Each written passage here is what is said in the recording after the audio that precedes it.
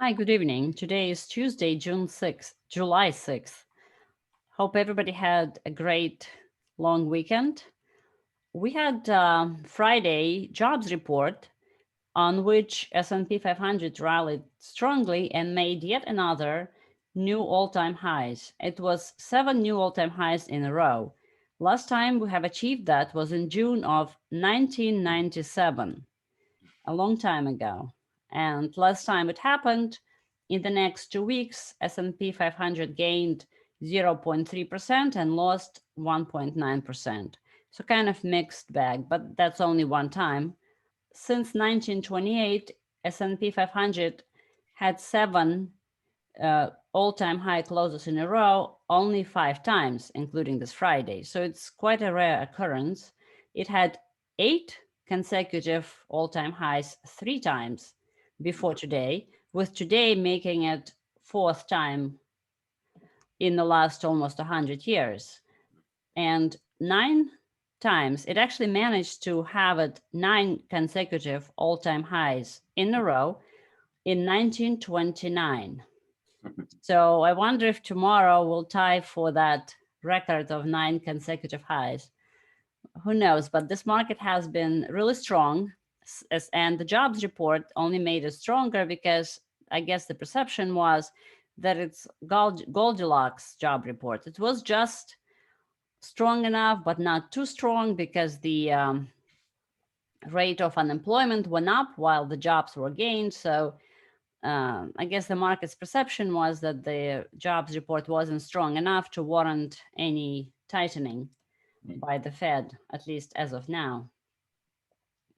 S&P 500, though, tried to sell off today and we traded as low as 43.05 today, down 40 points from all-time highs made after hours.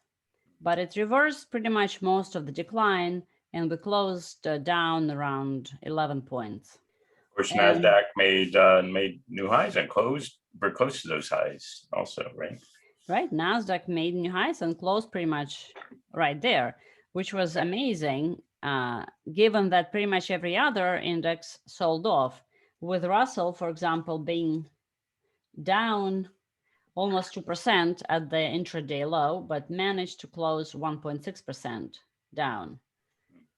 But Nasdaq, given all the negative breaths and really running on fumes, but it doesn't matter because the large portion of Nasdaq who represent Nasdaq index were Microsoft, Amazon, Apple, Google, and Nvidia, and they all were up today, keeping Nasdaq afloat.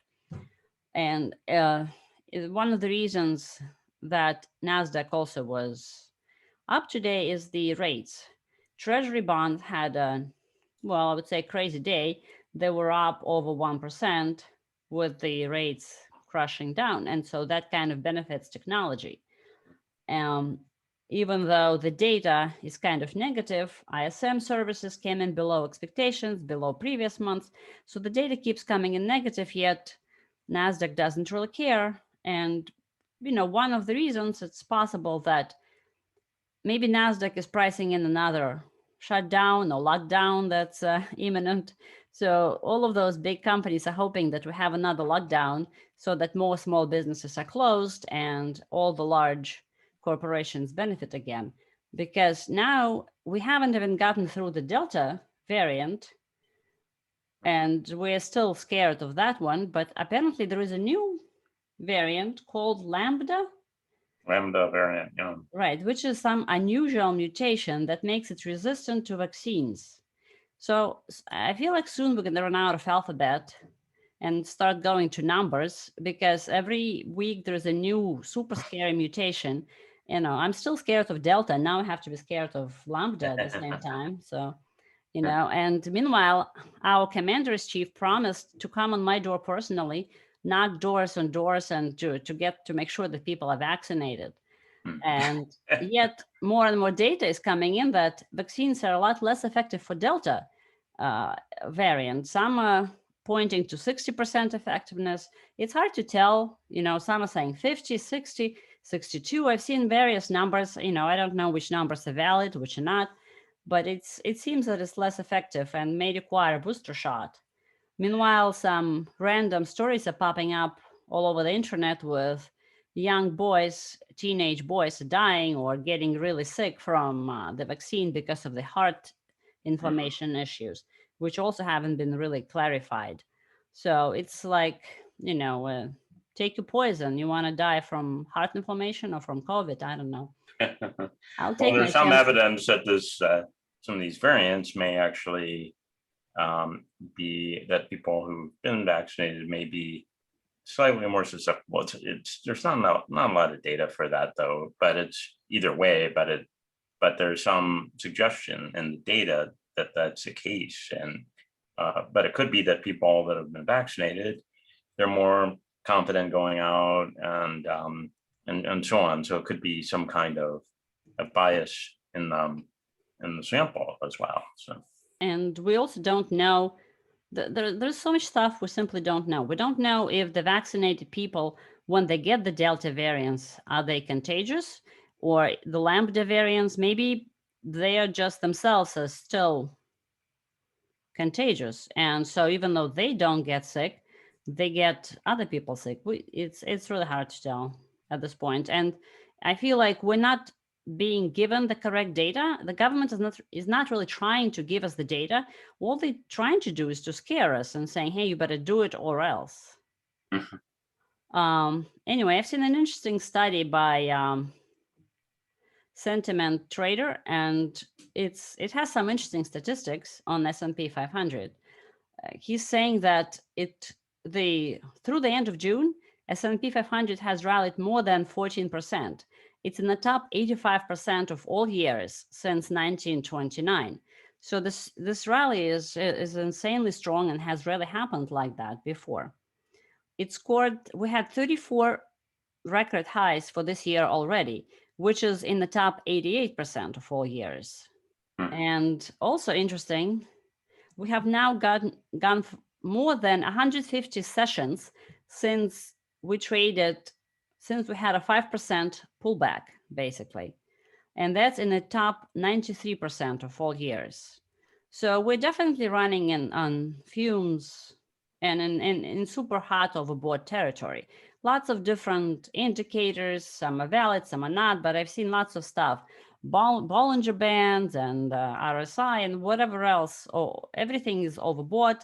And statistically looking at the data of all the highs, we're up there. But momentum is apparently a strong force. And for the other years when we had such a strong first half a year, the strength usually was persistent in the second half a year, just not as strong as the first, which kind of makes sense because perhaps it's already a lot of buying power is used up. And so gains for the second half a year tend to be limited in these scenarios. But he said that there are almost no large declines in the months ahead. So maybe some one-off event, but by and large, the data indicates that momentum is going to continue in the second half of the year, unless, I don't know, if we have another lockdown or something. Because Europe is becoming more and more strict with their travels and restrictions. Everybody requires a vaccine passport or a vaccine certificate or a COVID certificate. So, and with new variants coming daily, it's hard to tell what will our administration do.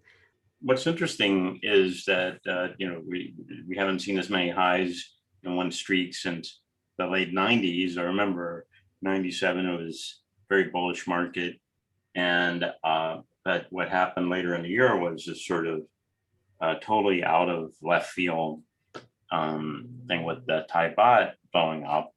And a lot of hedge fund managers, including our benefactor Vic Niederhofer, he was caught on the wrong side of that trade at the time, and but a lot of people were, but then that was just the start of a series of debt defaults, which happened in Russia and so on, and eventually smacked long-term capital management and really hard. They were betting on all these spreads across different fixed income instruments converging, or the spreads tightening, and instead they went the other way, and they had to be bailed out by the Fed, basically.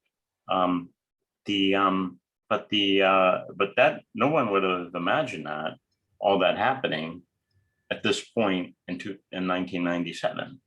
But by, let's say, this time in 1998, it was on everyone's mind. By then, Russia had defaulted on their debt payments or their interest payments, and it was that was just one thing that was going on. There was the whole Lewinsky thing that came out about Clinton around that time, and it was all created this climate of uncertainty or doubt, and markets were really negative for a while into October.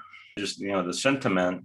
I mean, there's no reason like to go mega short right now, or it seems like it would be foolish. But it just takes a few events to change the sentiment completely, I think. Right. It reminds me of the sentiment before the previous COVID lockdown, when the market was kept going up and up and nobody cared about COVID until one day they did. So it's, and also back to the bonds, the move in treasuries today is also, again, most people are positioned short treasuries. And so with treasuries going up and making new 50-day highs, I think it's also got lots of people on the wrong side of it. And the inflation trade that has been on seems to be unraveling a bit, with grains being down. Today, for example, corn and soybeans are down around 6%, which is a pretty large number. Now, to me, the charts look really not encouraging, to put mildly. And so if this inflation trade unravels, and it seems like the market has priced in inflation, but if you look at bonds and grains, and oil today made new highs, not all-time highs, but new highs in the last, 12? Well, I think in 2014 they got above 100 right. barrel, but certainly contract high, and a high over the last maybe 5 years, I would say. But it has reversed. So first the market got excited that there is no deal, but now that the oil has reversed, because people are concerned that the whole OPEC is going to unravel. If they can't reach the deal, maybe then they will just do it, free for all kind of thing, and increase production. And the oil is really making all-time highs for the contract. Is not good for the driving. For gasoline. And it was ironic that on 4th of July, our great president was tweeting that, look, your prices of hot dogs and beans are down 16% since last year. 16 cents. 16 cents, right. I'm sorry. 16. Even the brain cannot comprehend such small numbers. Right. Somebody would be tweeting about the 16 cents down. I'm like, first of all, you cherry picked some 2-for-1 fake orange juice from some sale, and you're pricing in some hot dogs and beans. Well, what about beer? What about other drinks that go with it? What about steak? Or what about even the basic gas prices that have doubled probably in the last year, or almost doubled, that just to go to the store to get that gas, to get that food. You'll spend 16 more cents just driving to the store. Right. A lot more probably. And what about the price of that car that you have to buy to drive to that store? Don't even talk about that. Or, and then, the health insurance that you need after eating all the junk food on the 4th of July. But, but at least 16 cents we have saved by drinking fake juice. Yeah, I think that, just talking about the overall inflation trade, clearly we've seen some really negative moves in some of the grains, which I think a lot of this is just a very crowded trade unwinding, and that so many people got positioned as if inflation was just going to be this theme forever, and that there would never be any doubts or reason to question it. And markets just don't work that way. There's all sorts of, all this could be really normal pullback behavior and an ongoing bull.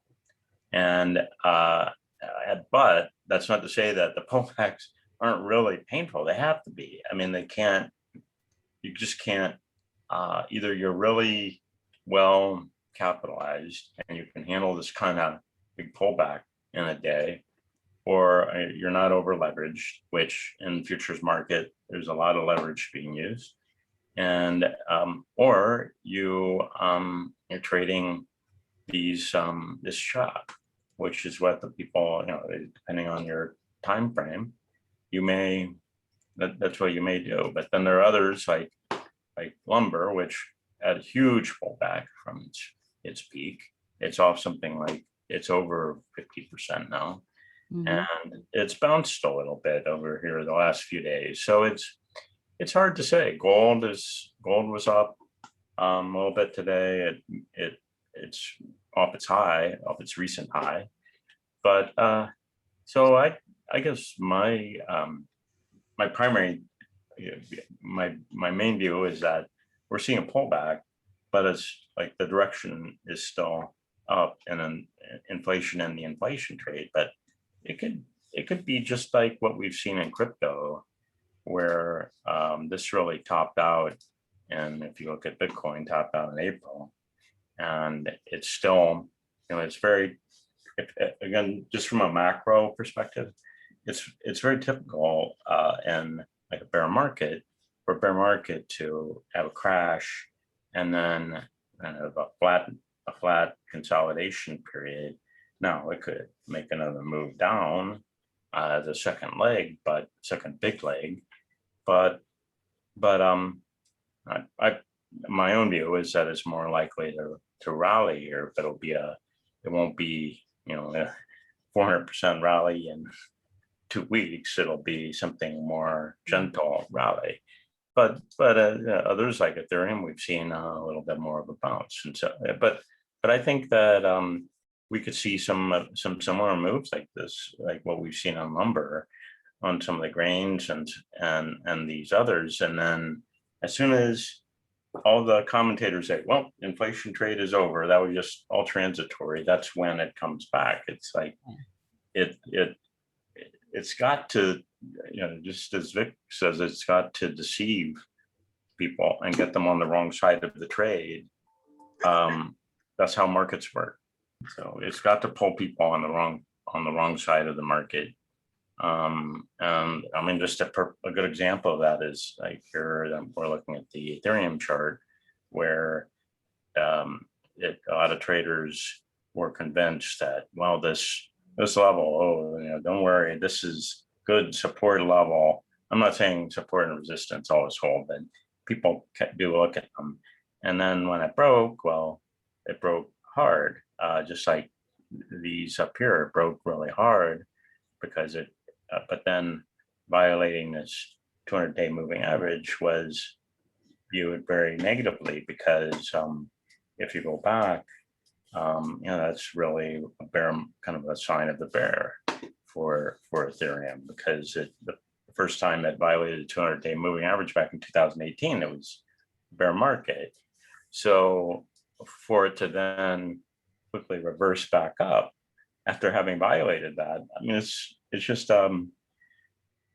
it's what markets do. It's got to get people on the wrong side of the trade, get them short or get them out, and then it reverses. So I think that the same thing is at play in some of these inflation trades, but it could take another month or two for all that to play out. I could see some more downside in some of these commodities. It's interesting that there was an article today in Wall Street Journal about more regulation coming to Bitcoin. So it seems like the stock of more regulation just wouldn't die. And like one of the commissioners for CFTC said that he sees a concern about whether we have a shadow financial system developing. And this should be a question for all regulators. And I think Gensler as well, from SEC chairman, also said that he's trying to curtail, well, not curtail, but regulate the exchanges more, so that to make sure that all the customers are just as protected as on other exchanges. Because right now, you don't really know if there is front running, he says. You don't know whether some of the trading that is reported is real or fake. So, What do you mean? What do you mean by that? well, that's what he said. I don't know. I'm guessing that what he means is that the exchanges, the crypto exchanges, are completely unregulated. So they could see your trade, they could front run you, and that is not illegal, I guess, technically, strictly, because they're not exchanges that are in purview of SEC. And also spoofing is rampant, so which is now illegal on normal stock trading exchanges, but it's not illegal on crypto exchanges. For example, so the trading of crypto is not in the U.S. at all. It's not U.S. Based. It's some other country. It's like Binance based in Malta. Some of these others are, whatever. But Coinbase and so on. There is. I would say there is things like spoofing and so on going on even Coinbase, and you can see it if you watch the book and how the trading book works.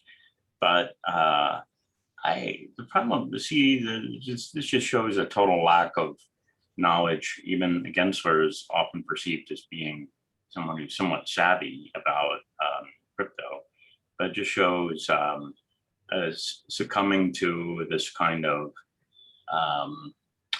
I would call it like they don't control it, and so they, as much as they like, and so they have to impute fraudulent motives to that. When in fact, like unlike dollars, you can track where every single Bitcoin has come from and gone, going back to the beginning of Bitcoin. It's not untraceable. It's completely traceable. Unlike US dollar cash, where the heck is it? And how many Colombian drug dealers have handled those $100 bills that are in your wallet or whatever? And so, if they look for test for cocaine on $100 bills, they'll find them on more than half of them, something like that. And so, where's the illicit activity occurring? It's occurring with cash. It's occurring with pretty much anything they can use. And if something like Bitcoin, well, you can move a lot of money you can move a lot of money rapidly around the world, and so that's so. No, but I think his main issue was not as much as the Bitcoin shady dealings. This was the other guy, but the Gensler mostly concerned with the exchanges themselves, that their order book is not exactly honest. The bids and offers are not all real. So all the spoofing, the exchange could trade against their own customers, which why wouldn't they if it's legal? Why wouldn't you front run if you could? Yeah, well, it's what they don't understand is that most crypto trading is not even happening on an exchange. It happens because it was originally developed as a peer-to-peer means of value transfer. And so most crypto trading now actually happens on decentralized exchange. There's sort of an exchange front end, but really you're just it's just a way to facilitate a peer-to-peer exchange. And so how do they regulate that? There's not even a company really. It's just a project, or it's a repo on GitHub or whatever, and there's developers that manage this on an ongoing basis. If Uniswap got shut down, I could still use the Uniswap contracts to do exchanges until the end of time, because once a contract is on the Ethereum network, it's there forever. It can't be edited or removed. So they could shut down the website or something, but they can't shut down the contracts. I could build my own front end for those contracts. And so what they don't understand is that the same reason, the same difficulty in truly censoring anything in these crypto financial networks it's the same problem with truly censoring anything on the internet, that as long as the data, there's a place to store the data, and as long as there's some ability for me to communicate with one other person, then how can it can't truly be censored. Like I was saying before, the only way to really stop crypto is to ban every American institution conversion from crypto to USD and back. That's the only way they could do it. And this, of course, would not stop it completely. There will be black market exchanges, etc. But it would certainly curtail the use of crypto by people. I'm not saying they should or would do it. I'm just saying they only. On the other hand, I would say this, that where regulatory authorities can provide value is in truly, if they truly do shut down real fraud. Okay, and what I mean by that is, like, if someone says, oh, you give me whatever, 2 Ether, I'll give you this, and they don't do that, then that's fraud, right? They said they would do X and they didn't. And now it's a lot easier to make that, ensure that doesn't happen in crypto, but it still happens.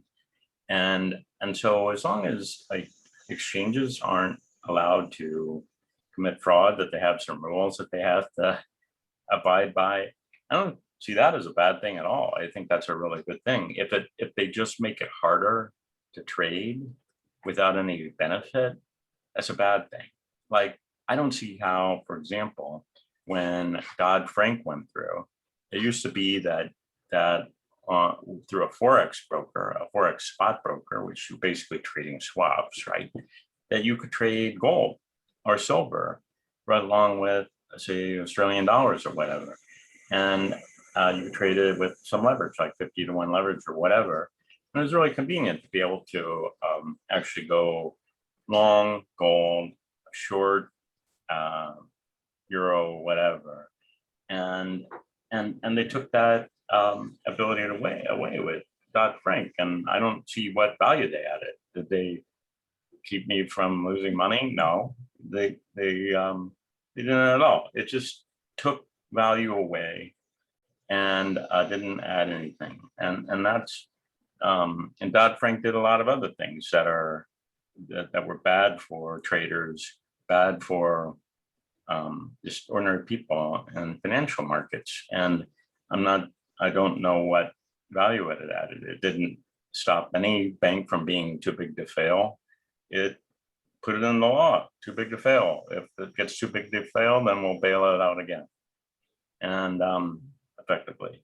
So I think that that's the real danger, that as crypto grows, there will be regulation. If it makes sense, then that's a good thing. If it's just dumb regulation that doesn't add any value and doesn't really stop fraud, which is bad, and stops legitimate activity, which maybe I'm leveraged over my head, but that's my business. I don't see how that's fraud for me to, do 50-to-1 or 51-to-1 leverage. I mean, it's my bad decision if I lose money at that. If I make money, that's a good decision. I mean, it's. Well, as long as you are aware, right?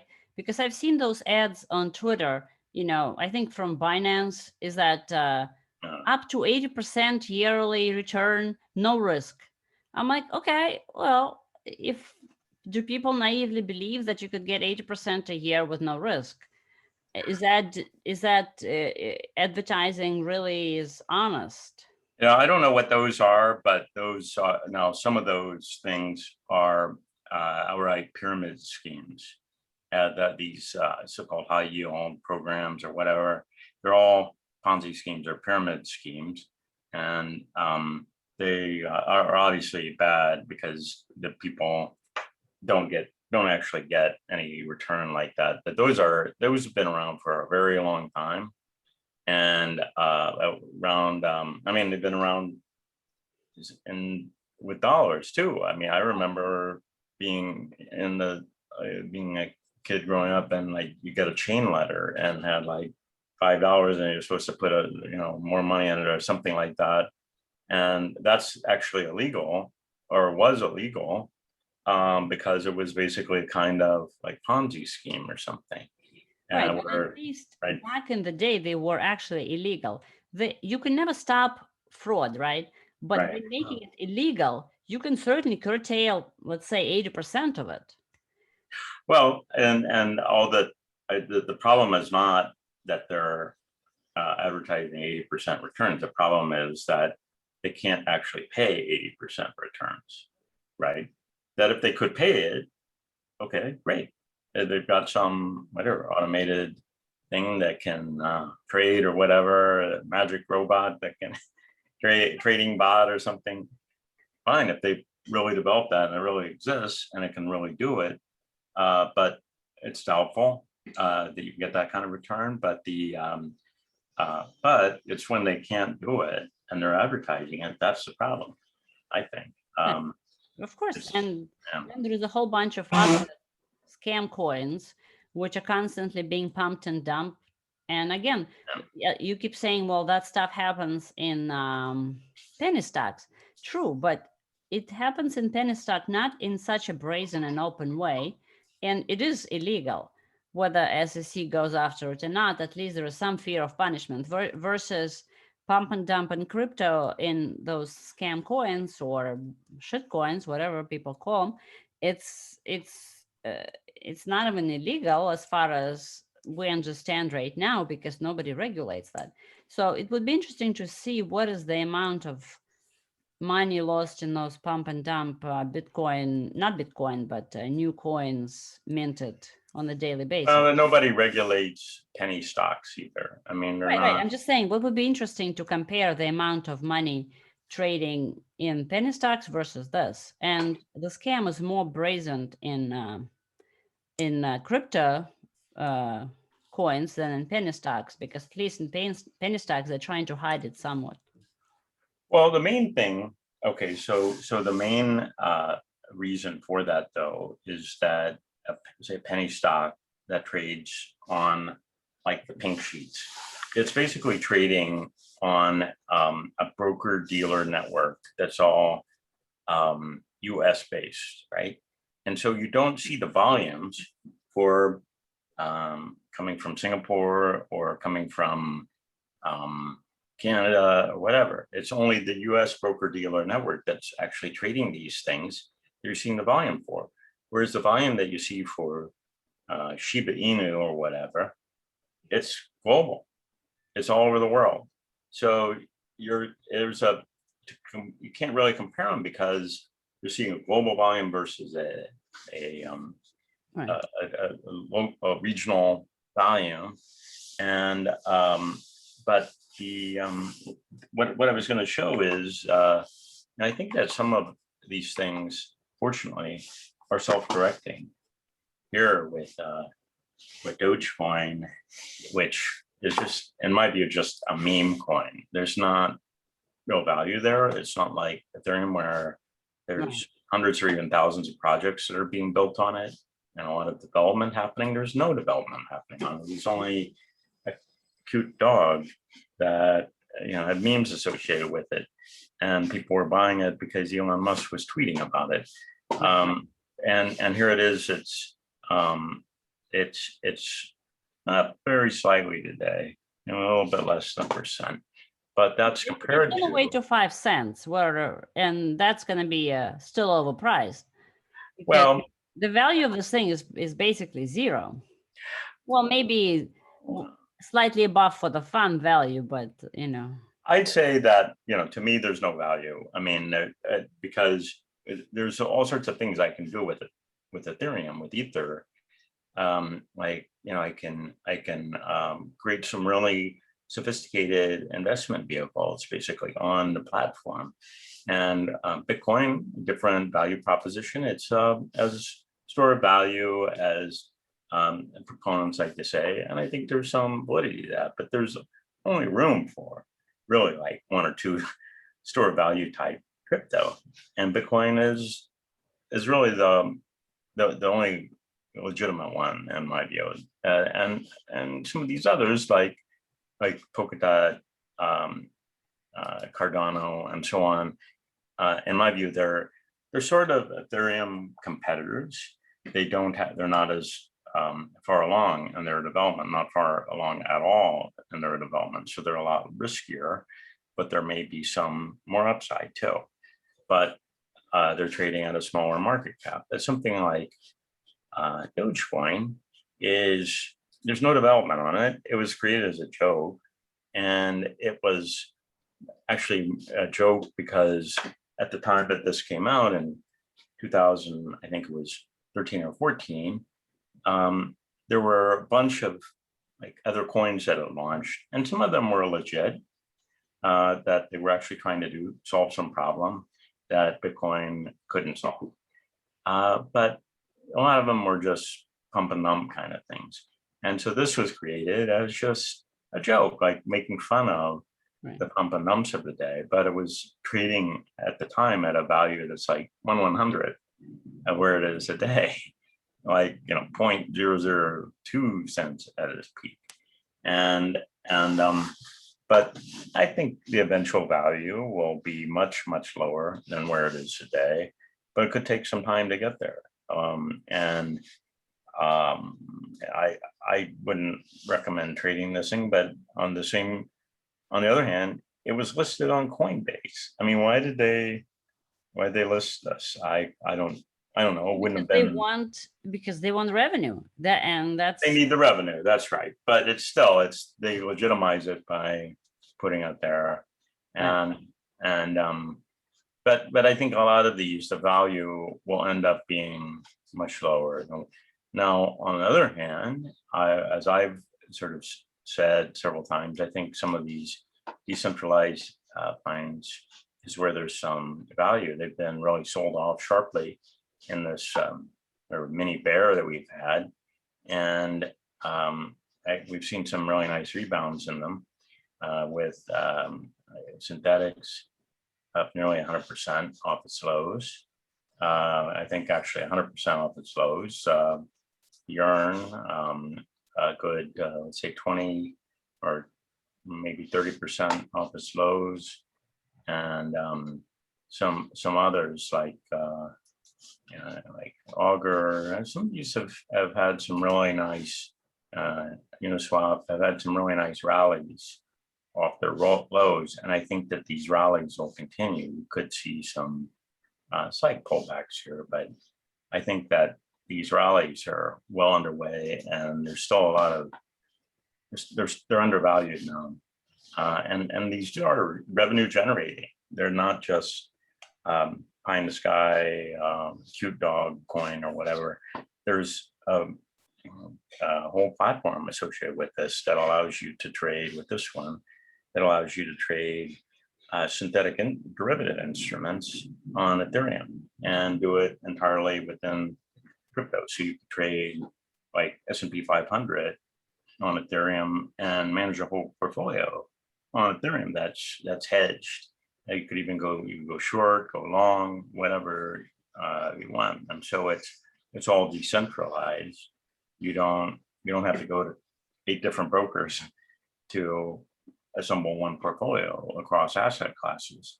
And I think it's gotten some adoption, but it'll get a lot more. And so I see this one as having a lot of potential. But then there's others as well. But there's my only point is that that in the midst of hype, there's still some value. And I think that was the case, to go back to the 90s example. What we saw, even as like the stock market was rallying and internet stocks got a lot of attention, there were also stocks that were being sold off. And so a lot of the, there was a big bifurcation. A lot of the stocks that were being just thrown away were, they ended up with big dividend yields and so on. You could get in 1998, like RJ Reynolds trading at 20% yield. And that yield didn't go away. It didn't get cut, even though they lost their their settlement with the states. So there was value at the same time that there was hype and a bubble and so on.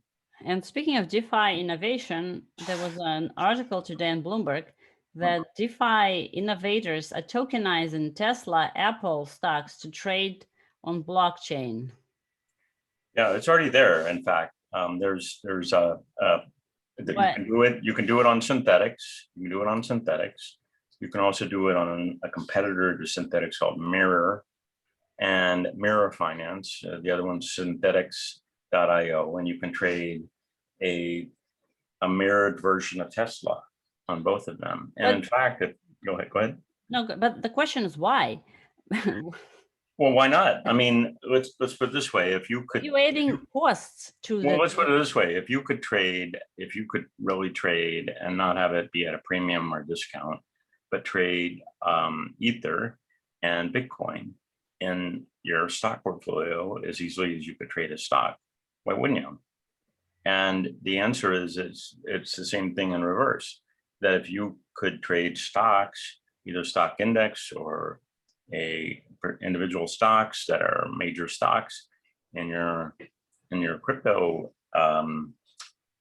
portfolio in your wallet, why wouldn't you? It's lower for two reasons. Just on top of my head, it's lower and more expensive.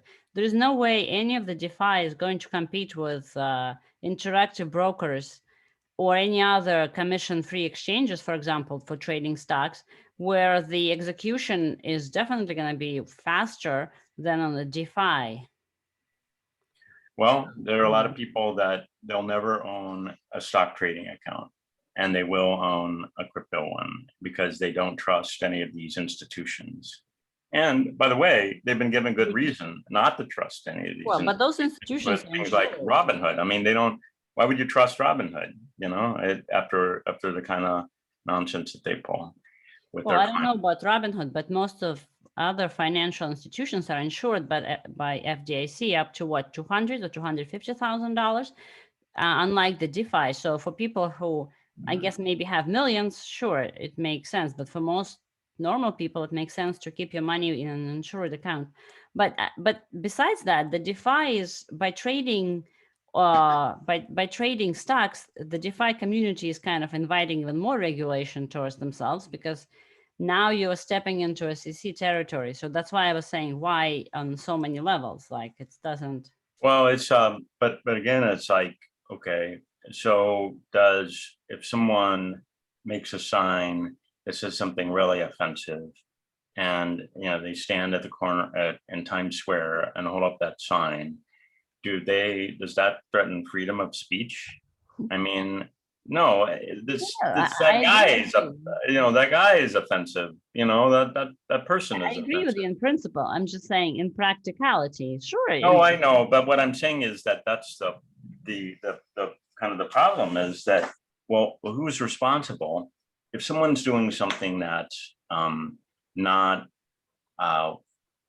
that violates regulatory policy or whatever, and they're not going through the right compliance rules and so on to be listing this, but they do it anyway. Well, it's based in Switzerland, and what are you? Well, call the Swiss regulatory authority. I mean, the company that did this is based in Switzerland, where they're based in Singapore, where they don't even have crypto regulations on purpose, and because they want the industry to grow, and so they could say, like some platforms like DYDX, which is an exchange that trades Bitcoin futures and Ethereum futures and a bunch of things, that you can go 10-to-1 leverage, and none of this is these are not regulated by the CFTC, so they've had to say that US customers cannot trade them.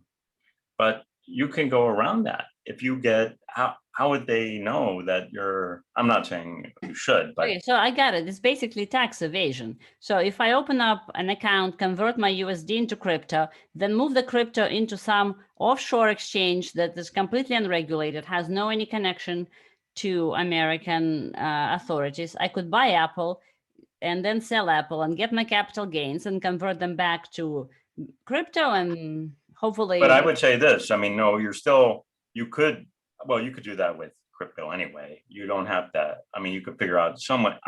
I'd say it's very hard, but and I wouldn't attempt it.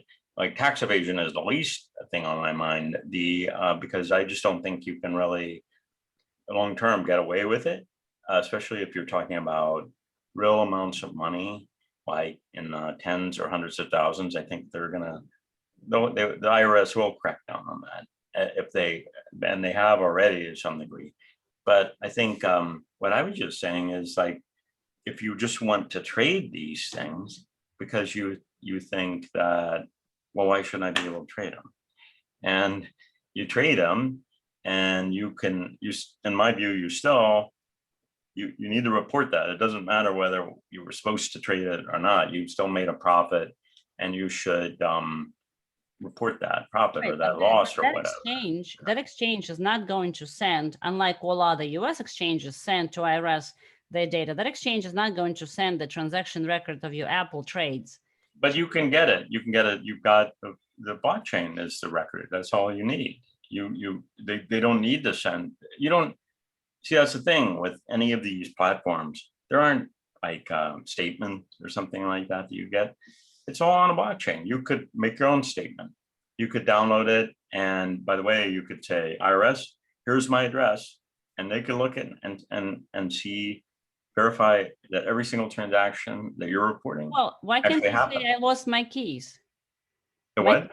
I could just say I lost my keys. My keys are stolen. I don't have access to my wallet anymore. I don't know where it is. I lost it, and now somebody else controls it. And well, then you could do that. Go back to Russia, and then just You could do that. You could do that, and but they can snip your IP, and they can find out where you accessed it from, and that it came from inside the United States. And I'd say it's easier just to pay the freaking taxes. And no, I'm serious. Well, I'm serious too. It's so much. Why would you? I think this is about, actually, I mean, if you really want to engage in tax evasion, the way to do that is art. I mean, I don't see why. This is what the ultra rich people do. Like they will get, they'll buy artwork for 20 million, that last auction for 5 million. So it's like prearranged that they go and they bid 20 million for it.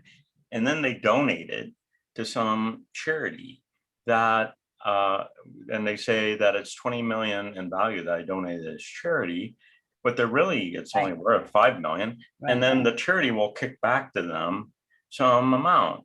And I'm not saying I know of specific, but it's so well documented that this type of thing happens, and it's very hard to crack down on, because what you're cracking down on charities now or whatever, and so that's the type of real tax evasion that's happening all over the place. And I would say that the last place in the world that you're going to be able to get away with it is with crypto, because there's the public blockchain that the IRS can go and look at all of your transactions. And as long as it can be tied back to you, like, well, you move money from this wallet to this wallet, and then you moved it here and here. So it's tied to you in some way.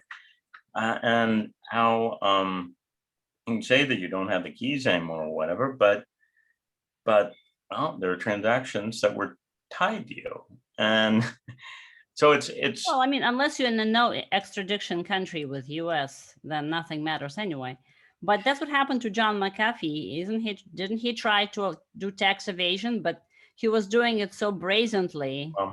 What he did, though, he was pumping coins. Okay, so it's just like pumping stocks. I mean, there's no difference.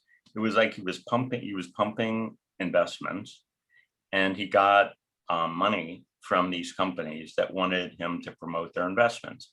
He did not disclose that. Had he disclosed it, it wouldn't have been a problem at all. But he hid it, and he hid it from the IRS. Had he said on Twitter, by the way, I am a consultant, a paid consultant to this project, but I really believe in it. And so look at this. had he said that, number one, then the SEC wouldn't be on his case because he's admitting his conflict of interest.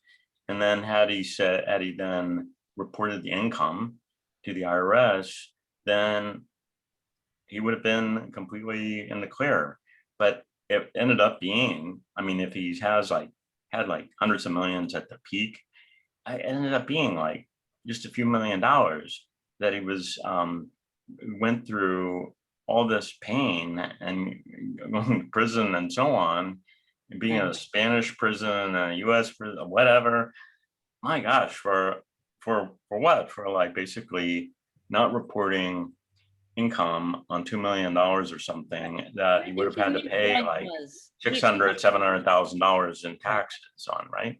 But his main point was just an FU to US government. It wasn't just about the money for him. It was more like a statement and an FU to the government, to the structure, whatever, etc. He was quite an eccentric individual. This is what we say, but if he was poor, we would have said he was crazy, but because he was rich, he was eccentric. And so now his wife is saying she doesn't believe his suicide because she spoke to him that morning twice or something, and he told her he's fine. They were planning the extradition process, all the law issues, details, lawyers, etc. So she doesn't believe that he killed himself. Well, I know he's definitely an interesting guy, and an eccentric, and I don't know, whether he, probably committed suicide. There's a chance that he didn't, maybe, but at the same time, it wouldn't be out of character for him to say he wouldn't ever commit suicide and then actually commit suicide. I mean, he said the same thing about the investments they pumped. Oh, I'm not getting income from this. And he did. So I don't know. But it's really crypto. Well, and that wasn't even a crypto issue. That was, that he was getting money to pump something and he wasn't disclosing it. It was to the IRS or to other people, the public. And I don't know. It's sort of like, I may not agree with that law, but it's so much pain to not just follow the law. I don't agree with it. I might, if I'm really upset about it, I might write an article and try to get it published somewhere that I'm really upset about this. It doesn't make any sense, but I'll pay the stupid tax. I mean, it's crypto, you're not going to get away with it. I see zero chance of getting away with it. And in fact, less chance of getting away with not paying income than with a broker. And yes, the brokers are reporting the IRS, but the IRS has teams of people that they actually understand blockchain, they understand crypto, and they're, yes, in the near term, they'll go after the big fish, the people that are like the McAfee who are trying to get away with not paying millions of dollars in taxes. But they will go down the food chain, and they'll go after people over $6,000 or something, and it's coming. I would just, and by the way, if you really are trying to break the law and get away with it, there's no statute of limitations on that. They can go back as far as they want. So I would rather just pay this thing, and it's off my, or just buy art. shoulders. Just buy art. We can put our YouTube videos on NFTs on the blockchain. We'll sell it on the cheap. Some of these NFTs are a kind of, I have no evidence, but I think just like with art, they are a kind of money laundering activity that's happening. That it's, I mean, why would someone, I mean, I suppose there's a little bit of a vanity aspect to it. Like some of the people that were bidding for the Beeple auction that was on Christie's several months back, I'm going to say it's in February. It was Justin Soon, who is the founder of Tron, but he's been in crypto, including Bitcoin, for a long time, from the beginning, pretty much. He was around from the beginning. So he had a lot of Bitcoin, and that's where he got his wealth. And then he started Tron and made more money from that. But he bid. He was the second highest bidder for that. And I think for him, it was entirely a matter of vanity. He bid something like $4 million for lunch with Warren Buffett. And then I think that the Buffett said no or something like that, and he ended up like not doing it. But he's got this kind of I don't know, kind of he's got a lot of money, and it's just a vanity thing for him. I won that. I own it. And but then I do think there is some illicit activity that happens with that, but it's very hard to prove. That's the problem. They like Christie's allows anonymous bidding on these things, and they say that it's to protect privacy of the people. But the fact that, I mean, virtually no other activity on crypto is truly anonymous, unless it's like one of these privacy coins, like a Monero or something. And the fact that they allow the anonymous bidding and they won't disclose anything about who bid, there's probably something going on there. All right. Well, thank you for clarifying all my crypto confusion as usual, Andy. It's yeah, I think it's a really interesting time. I think that right now in both the markets and in the crypto space, I think that what I'm interested to see is if we do have a little bit more of a pullback in equities, whether crypto's already had its kind of, it's been a bear, and whether that continues or it tries to bounce and go against the grain, just as it has since April, and going against the grain in equities, and so that's, or whether it moves together. It's more likely to move together, but it could. It just depends. I'm really interested to see how that works out. Right, and like you said, the volatility trigger on S&P 500 is around 42.84. So I think the 42.85, 42.90 is, as long as we trade above it, S&P still looks bullish. But if I think we will retest that level, if not tomorrow, Right. very soon. At least that, because it's just so strong momentum. It's probably will pull back a little bit. All right, we'll see you back on Thursday. Thanks, everyone.